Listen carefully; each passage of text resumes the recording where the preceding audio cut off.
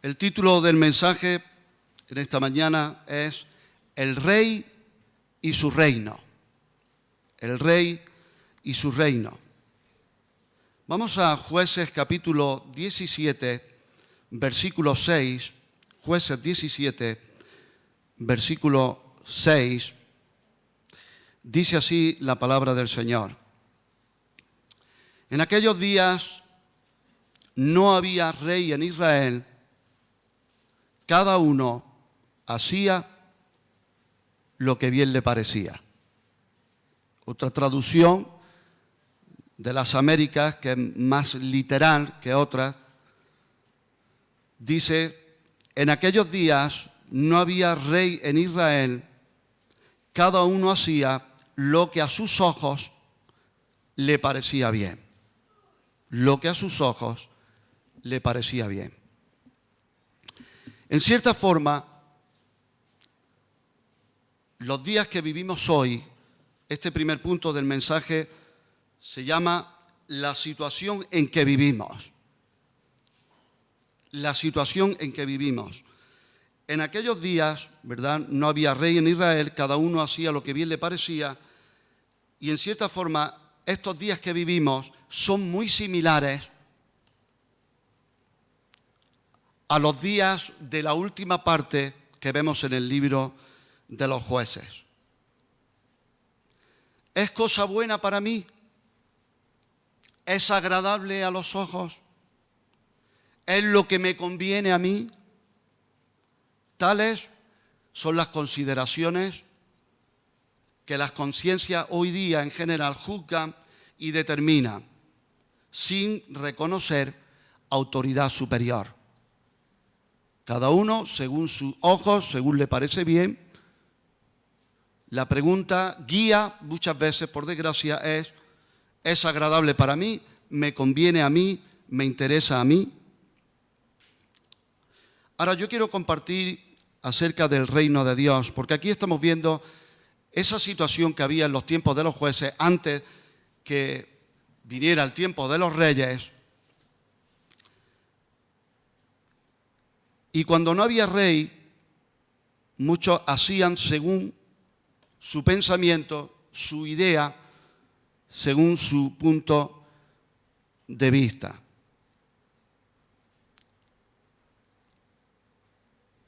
¿Hoy hay rey en España? Pregunto. ¿Quién conoce al rey? ¿Cómo se llama el rey de España? Rey Felipe. ¿Y hay un rey de reyes que está por encima de todos los reyes? ¿Y cómo se llama? Jesucristo. Pues mira qué sencillo, podríamos quedarnos ya aquí. Si quieres nos quedamos aquí, terminamos el sermón. Cállate.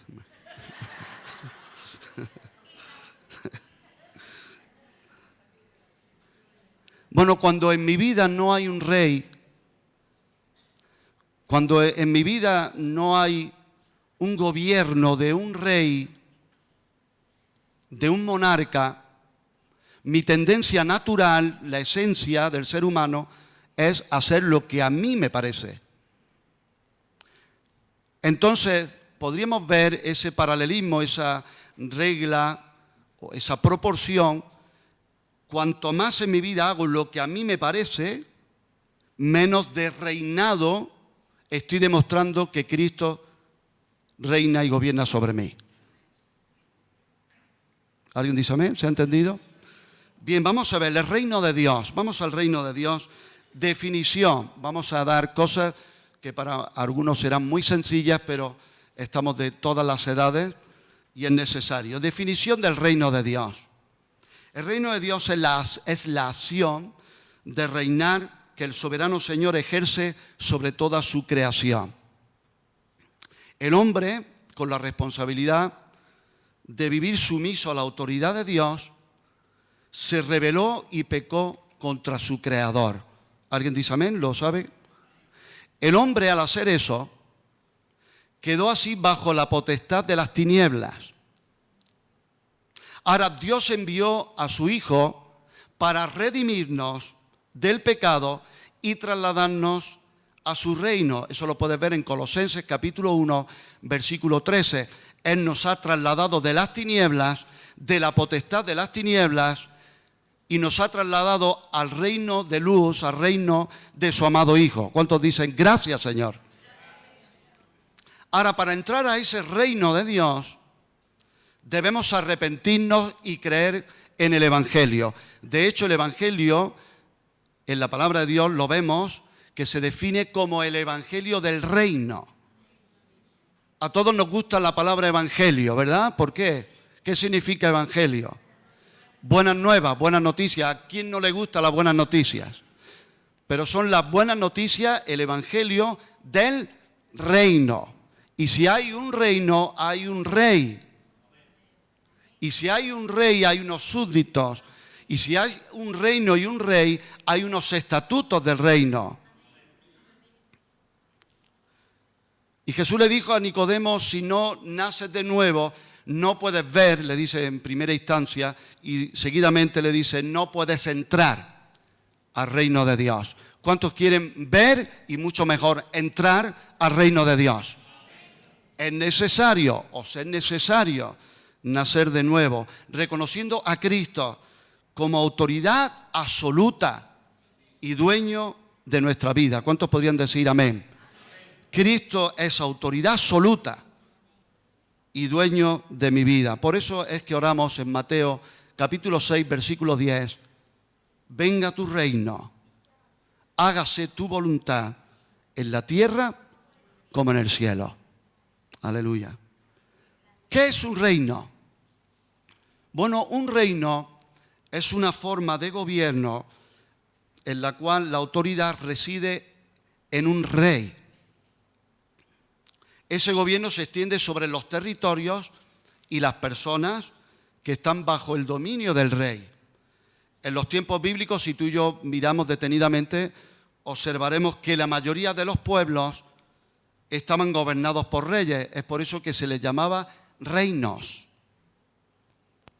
Y una cosa muy interesante es que el gobierno siempre refleja el carácter del gobernante. Repito, el gobierno siempre refleja el carácter del gobernante.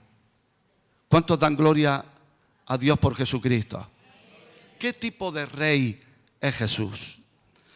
Es el que les dice a sus discípulos, los señores, los reyes, se enseñorean sobre los reinos, las ciudades, las personas que gobiernan, pero entre vosotros no será así, sino que el mayor será el siervo de todos. Y él lo demostró, siendo rey, no se despojó y lavó los pies de sus discípulos. Y dice, si me llamáis maestro, bien decís, porque lo soy. Pues si yo siendo el maestro he hecho esto con vosotros, haced vosotros lo mismo. El gobierno siempre refleja el carácter del gobernante. Lo podemos ver, ¿verdad?, en Venezuela, en China, lo podemos ver en Corea del Norte, lo podemos ver en Europa, en España. Se ve. Y lo más triste es que muchas veces el gobierno que Dios permite sobre una nación refleja también el carácter de los gobernados. Porque siempre hablamos de los falsos obreros, de los falsos maestros, pero para que haya un falso maestro también hay falsos alumnos que les gusta escuchar y degustar lo falso. Porque el Señor dice, mis ovejas oyen mi voz y la conocen y me siguen, dice, no oirán la voz de los extraños.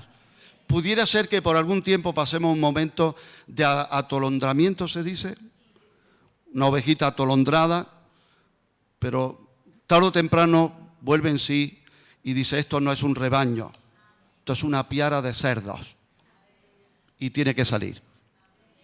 Y un cisne puede estar con un golpe que se dé, ¿verdad?, atolondrado, pero si se ve en compañía de buitres carroñeros, tarde o temprano dirá, yo aquí no pinto nada. Y si tú eres oveja del Señor, a ti te van a gustar los verdes pastos que lleva el buen pastor. Le pregunté a un pastor, fui a hablar una vez con un pastor, de pastor a pastor, pero él era pastor de ovejas, literal. Y yo le dije, mira, soy pastor también, ¿qué haces tú con las ovejas? ¿Cómo?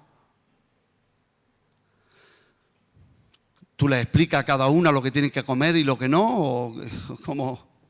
Dice, no, yo lo que trato de hacer es llevarla a verdes pastos y comida que sea buena. Dice, a veces alguna cosilla se cuela. Alguna cosilla se cuela, pero, gloria al Señor, las ovejas desarrollan un paladar. ¿Qué es el reino de Dios? Es el gobierno de Dios. Él es el rey absoluto del universo por derecho inherente, por ser su creador, dueño y sustentador. En el Salmo 145, versículo 13, dice, tu reino es reino de todos los siglos y tu señorío en todas las generaciones. Ahora hay dos aspectos que quiero compartirte del reino de Dios. En primer lugar, hay un gobierno natural de Dios sobre la creación. Hemos cantado una alabanza, creo que la primera o la segunda, que terminaba diciendo, por siempre tú eres rey, sobre la creación tú eres rey. Y yo cantaba por dentro, y de mí también tú eres rey. Porque de la creación no hay duda que Él es rey. Los planetas se le sujetan, las estrellas se le sujetan. Y podemos cantar todos, sin duda alguna, tú eres rey sobre tu creación. Ahora, ¿eres rey sobre mi vida? Dios ejerce su gobierno sobre las galaxias, constelaciones, planetas, fauna, flora, células, átomos, sí, etcétera. Tengo una serie sobre la vida de Ramón y Cajal que me llamó la atención. Un hombre que tenía una inteligencia, cómo hizo grandes descubrimientos, una capacidad tremenda. Premios, al final decían de la serie, todos los premios que obtuvo, pero no vi en ningún momento en la biografía de su vida, en ningún momento que dijera, gloria a Dios. Y el hombre le da gloria al hombre por lo que descubre que ha hecho Dios, pero no se le da gloria al Creador.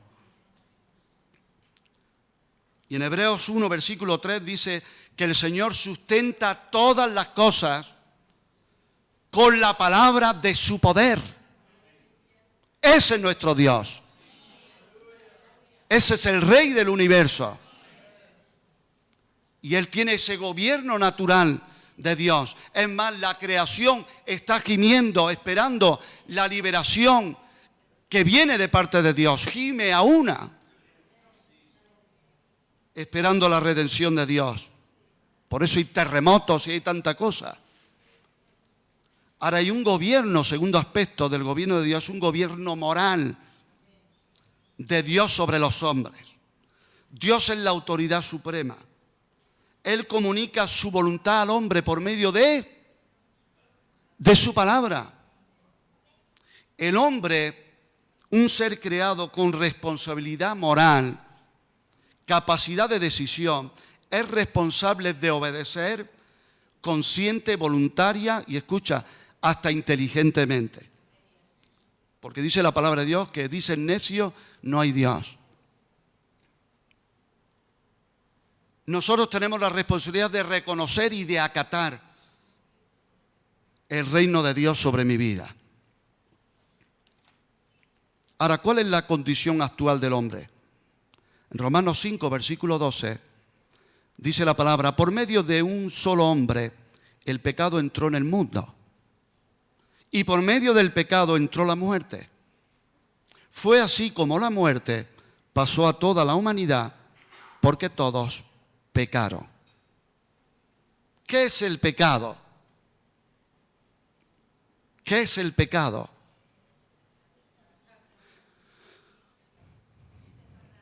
La definición de pecado, algunos dicen errar el blanco, ¿no? Se dice así, es una definición exacta, errar el blanco. ¿Sí? Errar el blanco. Te voy a contar una historia de algo que pasó. Un hombre fue a una casa de huéspedes, estaba de viaje, paró allí y después de comer se fijó que había en la pared una diana y había 5 o 6 dardos todos que estaban prácticamente en el centro. Y este hombre se sorprendió, dijo, ¿quién será el que lanza así? Él se fue, pero su cabeza seguía dando vueltas. Me gustaría conocer a ese hombre con esa puntería o a esa mujer. Se volvió de nuevo y a un vecino que había allí, mira, esto en esta casa de huéspedes donde dan comida y todo. Me ha llamado la atención, en la pared había una diana y había 5 o 6 dardos todos prácticamente en el centro. ¿Quién lanza de esa forma? Y el otro hombre, el vecino, comenzó a reír. Dice, no. Dice, es que hace tiempo esa casa la compró un hombre y cogió unos dardos y los lanzó contra la pared y después de eso dibujó alrededor una diana. ¿Qué significa eso? Nosotros somos especialistas en justificar nuestro error, en justificar nuestros pecados y en decir yo no he fallado, siempre son otros los que han fallado. Pero Dios dice en su palabra que Él no puede ser burlado. Lo que el hombre sembrare, eso también cosechará. Y la paga del pecado es la muerte. Pero gloria al Señor, la dádiva, el regalo, aleluya, de Dios es vida eterna en Cristo Jesús. ¿Cuánto dan gloria al Señor? ¿Qué es el pecado entonces? Rebelión contra Dios. Es insubordinarse ante su autoridad. Es hacer mi propia voluntad. Es que nos perdemos cuando decimos, este pecado no, tu pecado es más feo que el mío. Hoy el tuyo, no vea, hoy. Nunca me olvidaré cuando hemos, ¿verdad?, cruzado con personas, he tratado de confrontarles. Y rápidamente se escabullen, ¿no? Cuando dice, eso está mal, dice, ay, ¿has visto cómo está el mundo? Ha salido en la tele, hoy los pederastas, y tú dices, oye, está el mundo, y los violadores, y los terroristas. Y siempre sabemos encontrar a alguien que creemos que es peor que nosotros. Y ese pecado es muy gordo. Esa actitud mía que Dios ha visto, ya ni la consideramos pecado. Porque no hay sensibilidad en el espíritu, ni una alarma fina que te haga sentir mal por eso. Y hay conciencias que están cauterizadas, que están anestesiadas, que están endurecidas por el engaño del pecado. El pecado es hacer mi propia voluntad, es hacer lo que me da la gana, lo que yo quiero, lo que a mí me parece bien. ¿Ves la conexión con el tiempo de los jueces? Como no había rey, y ahora no es que no hay rey, es que no se le da lugar al rey. En España hay rey, pero algunos dicen, como vaya el rey no voy a la manifestación. Rey hay en España. Otra cosa es que algunos le respetan esa autoridad o no. Y rey hay un rey que es por encima de todos los reyes, que se llama Jesucristo. Ahora en el hombre está respetar esa autoridad o no. Ahora las consecuencias de esta rebelión están a la vista. Egoísmo, orgullo, temores, ansiedades, enfermedades, inseguridad, odios, problemas familiares, divorcios, enemistades. ¿Cuántos males vienen y sobrevienen a la humanidad por no vivir bajo el reino de Dios, verdad? Y si Dios es tan bueno, ¿por qué permite eso? ¿Y por qué permite lo otro?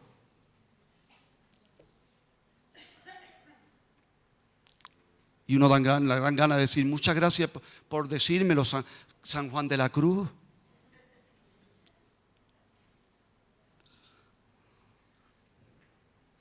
Estamos así porque vivimos de espaldas a Dios. Número 3, respuestas al rey. Hay un rey, hay un reino, hay unas consecuencias, hay unas manifestaciones, hay unas respuestas que se dan al rey, hay unas consecuencias. Mira, en Lucas, capítulo 19, versículo 11, hay una parábola llamada parábola de las 10 minas. Parábola de las 10 minas. Y leemos en el versículo 11 al 13 y dice: oyendo ellos estas cosas, prosiguió Jesús y dijo una parábola por cuanto estaba cerca de Jerusalén, y ellos pensaban que el reino de Dios se manifestaría inmediatamente. Jesús usa muchas veces parábolas y semejanzas del reino. Y da esta parábola y dice: dijo pues, un hombre noble se fue a un país lejano para recibir un reino y volver. Y llamando a 10 siervos suyos, les dio 10 minas y les dijo: negociad entre tanto que vengo. No vamos a leer toda la parábola, pero mira versículo 14. Pero sus conciudadanos le aborrecían y enviaron tras él una embajada diciendo: esto es clave para toda la existencia y la eternidad del hombre. No queremos que éste reine sobre nosotros. Hoy día el hombre, por desgracia en general, está diciendo: no quiero que éste ni nadie reine sobre nosotros. Y cuando nosotros decimos en nuestra vida: no quiero que nadie, no quiero que el rey reine sobre mi vida va a ser un caos, va a ser un desastre y va a ser una ruina. No queremos que éste reine sobre nosotros. ¿Qué dirás tú? ¿Qué diré yo en esta mañana? Muy interesante es que cuando el rey Herodes el Grande murió, él dividió su reino entre Herodes Antipas, Herodes Felipe y Arquelao. Entonces a Arquelao le correspondía Judea, pero para poder ejercer un reino tenían que tener la confirmación, la aprobación y el respaldo de Roma. Y cuentan que este Arquelao fue a Roma a hablar con Augusto para pedirle su aprobación y su respaldo porque quiero ser rey de Judea. Pero los judíos no querían a Arquelao y enviaron a 50 hombres a Augusto para decirle: a este no nos los mandes por rey, que no lo queremos. ¿Qué ocurrió? Aunque Augusto respetó la herencia de Herodes, lo que a Arquelao le había tocado, nunca le dio el título de rey. Pero aquí no estamos hablando de un Arquelao. Aquí no estamos hablando de un reino humano en el que podemos ver fallo tras fallo. Aquí ya no vale que digamos: es que yo no me someto a hombres, yo me someto a Dios. Pues si me someto a Dios, si me someto al reino de Jesucristo, la manifestación va a ser patente, se va a ver.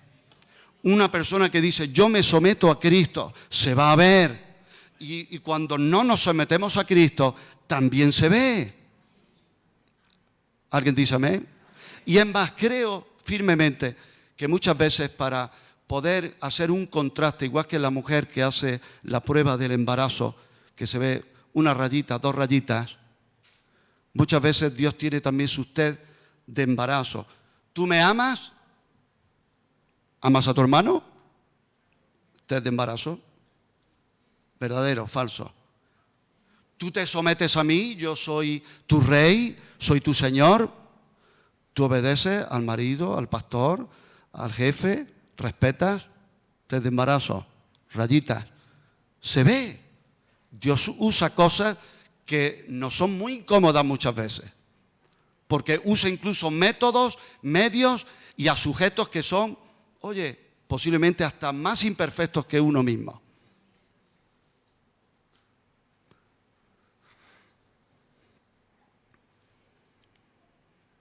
Juan capítulo 19, versículo 14.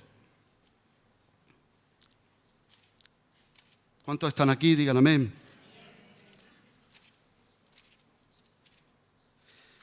Juan 19, 14 y 15 dice: era la preparación de la Pascua y como la hora sexta, entonces dijo a los judíos, Pilato, cuando tenía a Jesús, he aquí vuestro rey. Pilato quería salir del paso y le dijo a los judíos, aquí está vuestro rey. Pero ellos gritaron, fuera, fuera, crucifícale. Pilato les dijo, ¿a vuestro rey he de crucificar? Respondieron los principales sacerdotes, no tenemos más rey que César. Y te pregunto y me pregunto en esta mañana, ¿quién es mi rey? ¿Quién es tu rey? ¿Es Jesús? ¿Él reina? Él llega a decir en su palabra, ¿por qué me llamáis Señor, Señor y no hacéis lo que yo os mando? Él es mi rey. Él está gobernando sobre mi vida.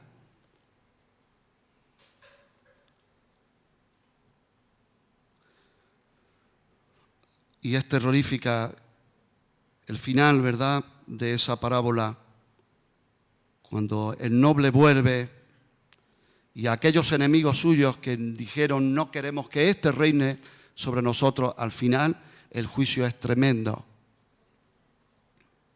Todo el que rehúsa ser gobernado por la gracia de Cristo será arruinado sin escape ni remedio por la ira del Cordero. Apocalipsis 6, versículos 16 y 17. Y termino con algunas conclusiones que nos puedan ayudar. Estamos hablando de un rey, de un reine. Estamos hablando de sujetos, de personas que pueden elegir y dicen yo hago lo que bien me parece o quiero sujetarme al rey y quiero obedecer al rey. Y yo buscaba en el diccionario un adjetivo que es ingobernable. ¿Qué es un ingobernable?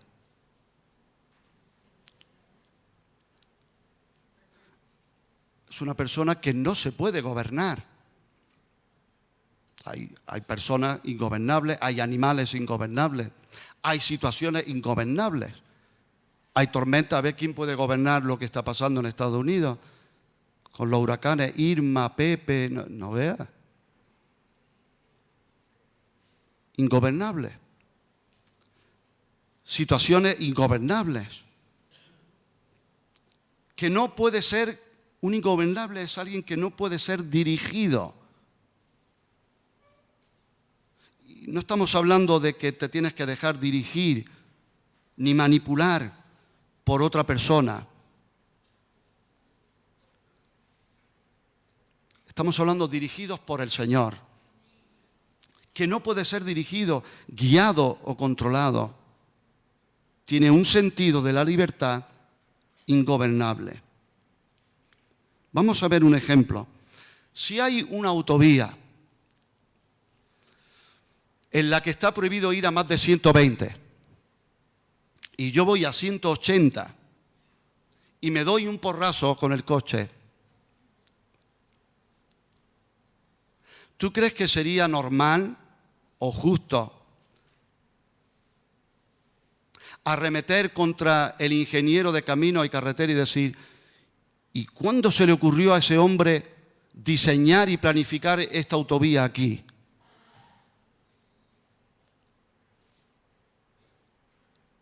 Y hay normas y estatutos en el reino de Dios que el hombre las salta.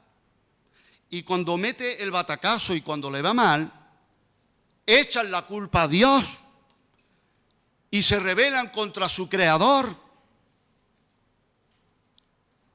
Y la palabra del Señor nos dice, dirá el vaso de barro al alfarero, ¿por qué me has hecho así?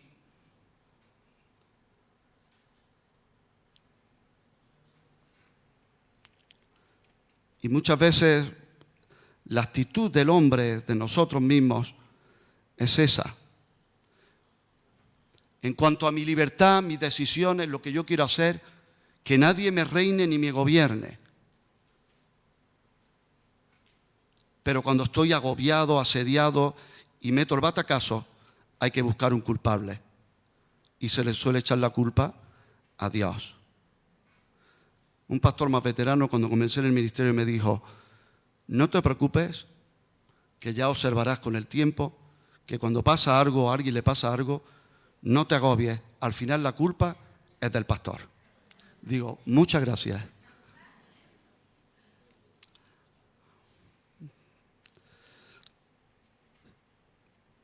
¿Cuántos han oído hablar de Moody, siervo de Dios? Moody. Él dijo una frase que para mí es preciosa. No la estoy dando como doctrina, es algo que creo que tiene su sentido. Él dijo, Dios tiene 2 tronos. Uno en lo más alto de los cielos y otro en el más humilde de los corazones. Vamos a humillarnos delante de Dios y decir, Señor, sé tú mi Rey. Romanos 14, versículo 7 deja muy claro y dice, porque el reino de Dios no es comida ni bebida, sino justicia, paz y gozo en el Espíritu Santo. Yo este versículo lo sabía de memoria. ¿Cuántos lo sabían de memoria? Pero digo, vamos a ver el contexto. ¿Por qué dice no es comida ni bebida? Pues porque está hablando de los débiles de la fe. En la fe, el apóstol Pablo, y había unas contiendas que si se puede comer carne, este alimento, que hay que guardar este día, hay que guardar el otro. Y ya el apóstol Pablo tiene que decir de parte del Señor, el reino de Dios no es eso. Y a veces nos perdemos. Yo recuerdo hace muchos años una célula preciosa a que había de compartir. Estaba yo súper ilusionado, comenzando a predicar en mi vida desde joven. Y la célula se arruinó. ¿Sabe por qué se arruinó al final? Por un bocadillo de morcilla. Porque si se podía comer morcilla o no. Y lo que quedó al final fue eso. ¿Recordáis los de Maracena, verdad? El reino de Dios dice que es justicia. ¿Sabes cuando, eso lo dice Daniel en más de una ocasión, cuando hay y está el reino de Dios, hay justicia, paz y gozo en el Espíritu Santo. Cuando reino yo, hay injusticia, intranquilidad y nada de gozo. Primera de Corintios 4, versículo 20, porque el reino de Dios no consiste en palabras, sino en poder. ¿Cuántos han experimentado en su vida el poder de Dios? No son palabras, es poder de Dios, que transforma las vidas, que cambia la mente. ¿Hay mayor milagro que una mente sea transformada? Que la inclinación y la tendencia de un corazón cambie y pegue un vuelco total. ¿Quién puede hacer eso sino Dios? Solo su naturaleza divina operando en mí, solo un nuevo nacimiento, solo la regeneración del Espíritu Santo en mi vida puede hacer posible eso. Y cuanto Él reina más en mi vida, aleluya, las manifestaciones. Estaba pensando en esto, la palabra de Dios dice que un reino dividido contra sí mismo no se sostiene. No prospera una casa dividida contra sí misma, un reino. Aprendamos, queridos hermanos, a veces hablamos entre pastores y dice, pues mira, el 90% de la congregación son sudamericanos, que Dios los bendiga, claro.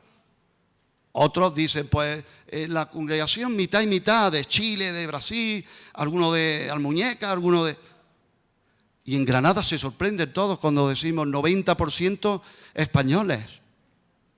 Vamos a aprender los españoles de la historia, que ha sido siempre una nación de reinos. Y hoy lo seguimos viendo, reinos. Y el Señor me ponía una imagen y me hacía ver reinos dentro del reino. Si hay reinos dentro del reino, no es el reino de Dios. Eso no es el reino de Dios.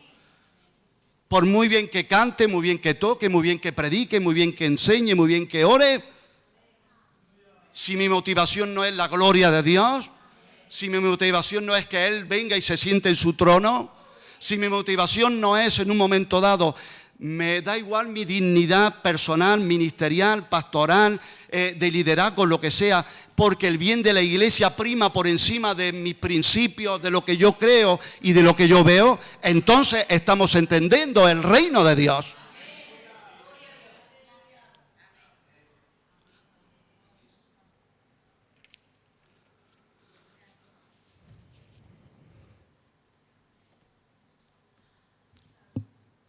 Nosotros no somos una iglesia huérfana de rey, ni de un gobernante. Tenemos al Señor Jesucristo. Y no queremos vernos como en los tiempos de los jueces, ¿verdad? Teniendo un rey, viviendo como si no lo tuviésemos. Y entonces acabamos haciendo lo que cada cual a sus ojos le parece bien. Le parece bien. Aleluya. Y es un tema, creo que, ¿verdad?, inmenso, extenso, que si buscamos simplemente la concordancia, el reino de Dios, rey, y podemos ver el carácter del rey, cómo es su reino, cómo tiene que ser el súbdito, el que sirve en ese reino, todo eso necesitamos aprenderlo. ¿Cuántos sabes que están y pertenecen al reino de Dios? Aleluya. Vamos a orar en esta mañana. Amén. Eterno Padre, te damos gracias, Señor. Y queremos reconocer que tú eres el Rey de Reyes, el Señor de Señores, el que por derecho inherente te pertenecen todas las cosas. Señor, tú eres el Rey y el que sustenta todo con el poder de tu palabra. Señor, tu creación te espera, tu creación te adora y tus hijos también queremos hacerlo. Señor, queremos darte muchas gracias por habernos trasladado de las tinieblas, de la potestad de las tinieblas, al reino de tu Hijo amado, al reino de luz. Señor, si estoy equivocado, estoy abierto a ser corregido y aprender. No veo en tu palabra el reino de las tinieblas. Veo la potestad de las tinieblas, pero sí veo el reino de luz, el reino de tu amado Hijo. No es un reino contra un reino en semejantes condiciones. Tu reino de luz es más poderoso. Y un poco de luz tuya ahuyenta y vence muchas tinieblas.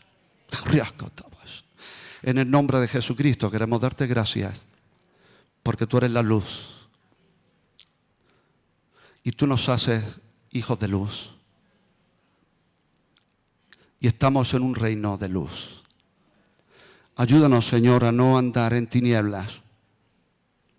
Gracias por tu paciencia, gracias por tu trato en nuestras vidas, gracias por tu formar el barro en nuestras vidas, gracias. Señor, ayúdanos, que podemos ser gobernables por ti.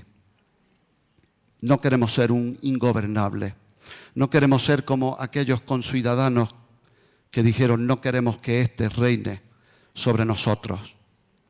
En esta mañana, los que estamos aquí, si alguien en voluntad libre, con un corazón dispuesto en esta mañana, quiere decir, Señor Jesús, quiero que reine sobre mí. Díselo ahí donde estás. Señor, yo no te digo que no quiero que reine sobre mi vida. Al contrario, me arrepiento de reinar yo, de hacerlo yo, a mi manera, a mi forma, como yo quiero. Señor, quiero rogarte, ayúdame a entender tu reino, los reglamentos de tu reino, el lenguaje de tu reino, el espíritu de tu reino.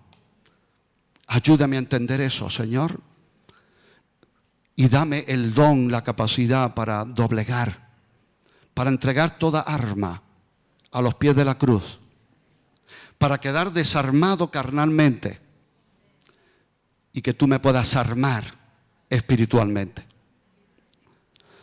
Sí, Señor, queremos decirte, tu iglesia, venga tu reino, hágase tu voluntad, como en el cielo, así también en la tierra. Y tú nos hiciste de la tierra, aquí estamos, unos cuantos trozos de tierra que te dicen, venga tu reino, venga tu reino. Dile, Señor, hágase tu voluntad en mi vida, no más la mía, sino la tuya. Quiero poder llamarte Señor y Rey, y que sea de verdad. Y que sea de verdad. Perdona nuestros pecados, perdona nuestras faltas, perdona nuestras torpezas, perdona cuando erramos, perdona nuestras confusiones, perdona nuestro atolondrar, nuestro errar. Ten misericordia de nuestras vidas, Señor. Te confesamos y declaramos que tú eres el Rey de Reyes, el Señor de Señores. El Señor dice en esta mañana, no temáis, manada pequeña, porque a mi Padre le ha placido daros el reino. Y muchos dirán, el reino de Dios está aquí, allí, pero el Señor dice, el reino de Dios está en vosotros. Estamos orando, Señor, venga tu reino. Un día va a ser culminado cuando tú vengas sobre Jerusalén. Pero, Señor, el reino tuyo empieza en el corazón de cada uno de tu iglesia. Cuando decimos, venga tu reino, Señor, en las actitudes, en el corazón, en los frutos. Queremos que se vea que estamos bajo tu reino y bajo el gobierno, Señor, del cual estamos. Queremos que se refleje el carácter del gobernante, al cual damos la gloria, la honra y la alabanza por todos los siglos. Y la iglesia dice, si está de acuerdo, amén.